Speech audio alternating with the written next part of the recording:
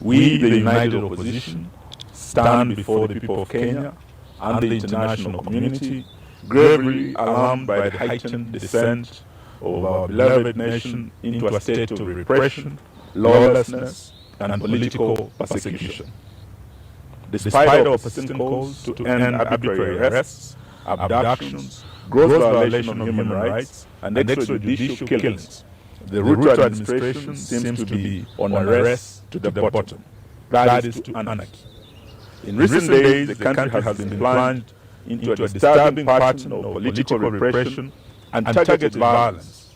Most shocking was the brazen abduction of the Honourable Member of Parliament for Juja constituency, the Honourable George Koimburi, whom we have visited this morning, and who was forcibly taken by unidentified assailants on a Sunday. He had gone to church, only to be later found, tortured, and dumped in a coffee plantation somewhere in Kiambu, literally fighting for his life. The horrifying incident is not isolated. It's part of a chilling trend where elected leaders and citizens, particularly Gen Zs, aligned with the opposition, are being systematically targeted to silence any dissent against this regime. In Kakamega, what was meant to be a peaceful homecoming for our colleague Honorable Cleophas Malala and the supporters of the DCP party was quickly turned into a war zone as police deployed excessive force, including live ammunition, to disperse opposition supporters.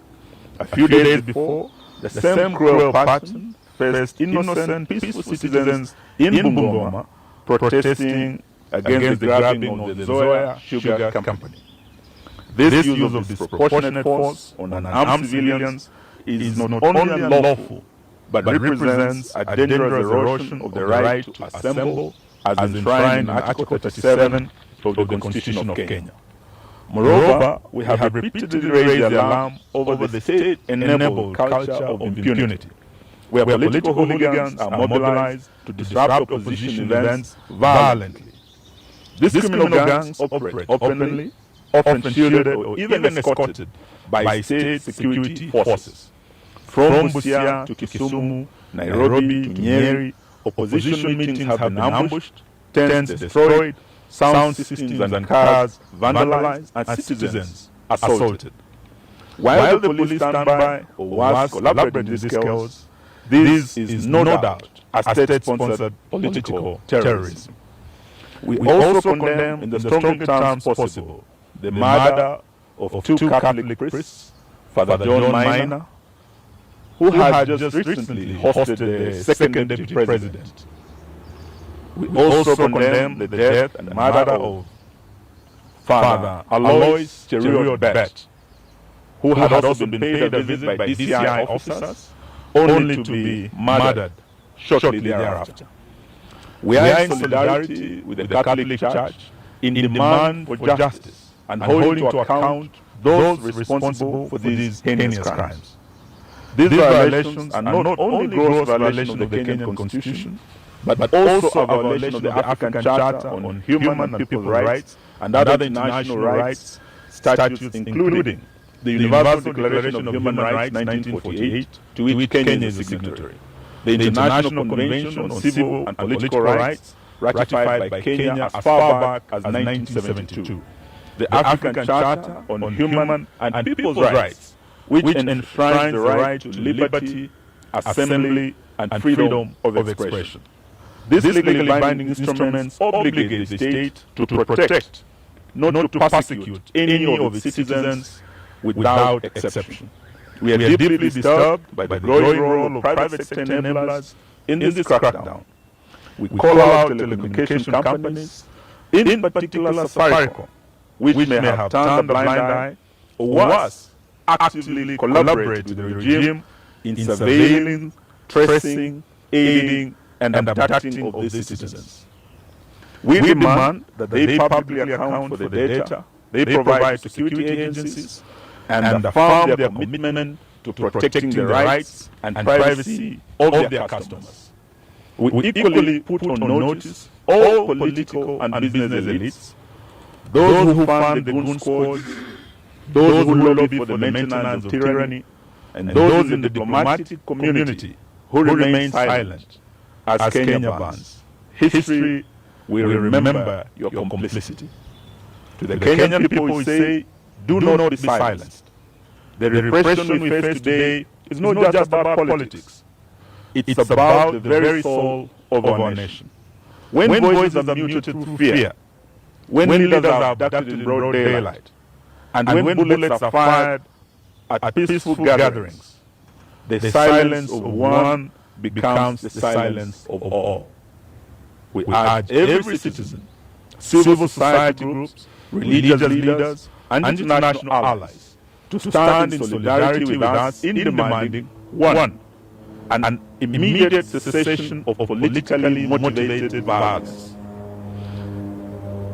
and abductions, enforced disappearances, and extrajudicial killings. Two, accountability for the telecoms and private actors enabling illegal surveillance, tracking, and data breaches. Three, an end to state-backed disruption of peaceful political assemblies.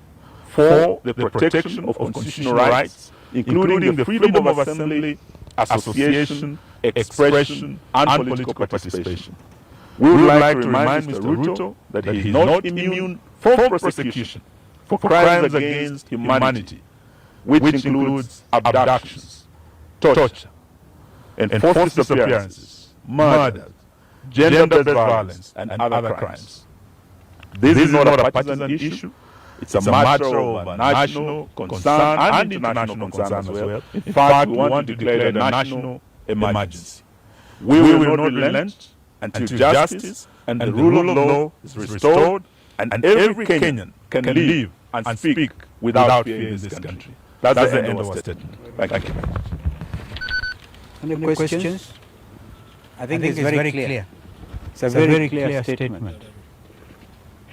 In fact, if we just carry it as it is, none of us here, because it's what we have discussed this morning, and those of us who have mothers just been here, Ricky sent his apology, in fact, to also here last night, and all the other friends are in solidarity with this statement. So I really think we shouldn't add anything unless it's something, a question. Oh, great. Tumemwona, sauti imeanza kurudi pole pole. And his wife is beside him. And we thank Karen Hospital for taking excellent care of him.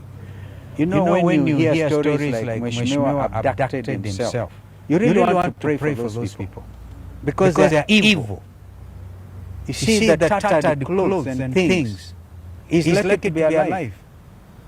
And so we have one instrument. Constitution of Kenya 2010. And all public officers, from William Ruto to the police constables, must know that they be held accountable under the Constitution. Those rights are so clearly elaborated. And so we want to say shame on anybody who thinks a Mheshimiwa like this can abduct himself. And you want us police to believe your story? So I don't want to add. What do you speak to the National Police Service saying they are unaware of the abduction, they are investigating the videos circulating online? They are investigating themselves. Who? Oh, poor guy. Poor guy. If he repeats it, it's unfortunate. Yeah, there's an abduction squad. We go by what Rigathi Gachagua said last night. Special squad, designed to make sure that there will be no opposition in Kenya. So let him issue a statement. But who will believe a policeman like Kanja today? Where his own people say, oh, Mheshimiwa abducted himself. And the man was almost dead. Okay, so, well, this is where it is. And we are not, by the way, Kenyans are very clear. Nothing will stop them from sending these people home. Are they not even on record saying, afadhali wajitetee because they know they'll go to prison? Well, the former Attorney General is here with us, immediate former. It's really, JB is with us. And this thing, we're investigating, we tooth comb with ICJ. Remember, you're dealing with very senior, some of us very senior members of the profession. And members of the International Law Society of Kenya, East African Law Society.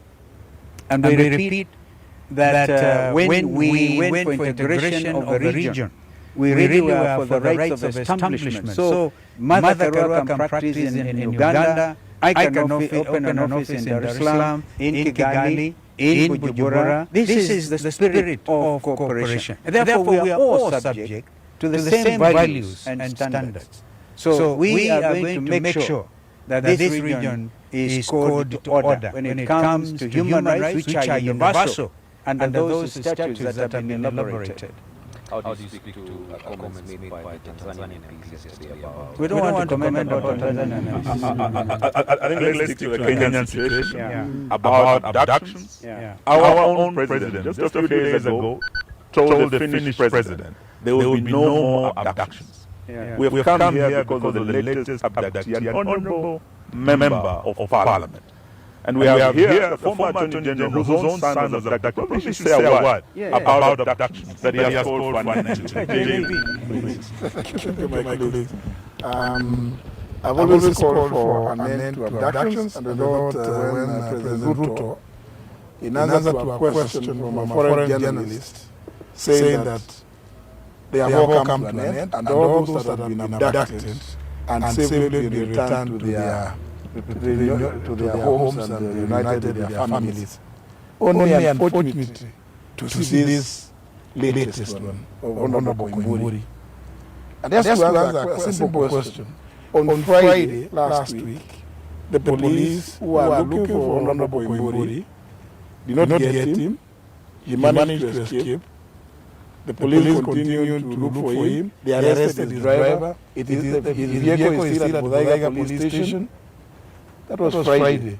And then on Sunday, it's a to know the people that are hunting for Koimburi on Friday are the same ones who are looking for him on Sunday. It's a simple thing. So, IG Kaja, please, you can tell that story to the band, not to Kenyans. It doesn't make sense. Abductions and all forms of extrajudicial processes must come to an end in this country. Thank you. Thank you.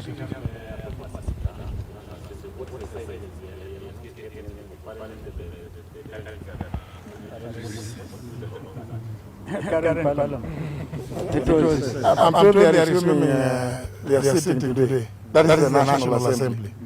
So let me not say beyond that, but Kenyans are watching very carefully what Parliament is doing. And just to ask you a question.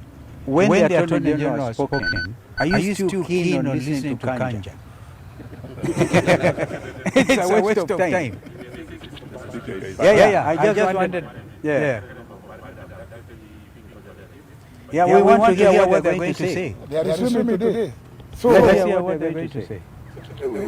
Naturally, we will expect that the National Assembly sitting this afternoon will move a motion of adjournment to discuss, because it's a serious case of insecurity. It's just the other day that another member was shot and killed. Now again, yesterday or Sunday, another one is kidnapped, abducted, left for the dead. Surely, we expect no less than the House adjourning to discuss the matter of ambao wanakuja kuvuruga amani yetu. Understanding order number 20, move a motion of adjournment to discuss an urgent matter of national importance. So we expect that. And I think all members now, we give you instructions to do so. Wanaharakati hao ambao wanakuja kusumbua amani yetu yao kama Kaongo ameshinda, basi wanakuja kuvuruga amani yetu. Huko wanasema kwamba we mtamu, we mtamu, we mtamu. Asante. One term.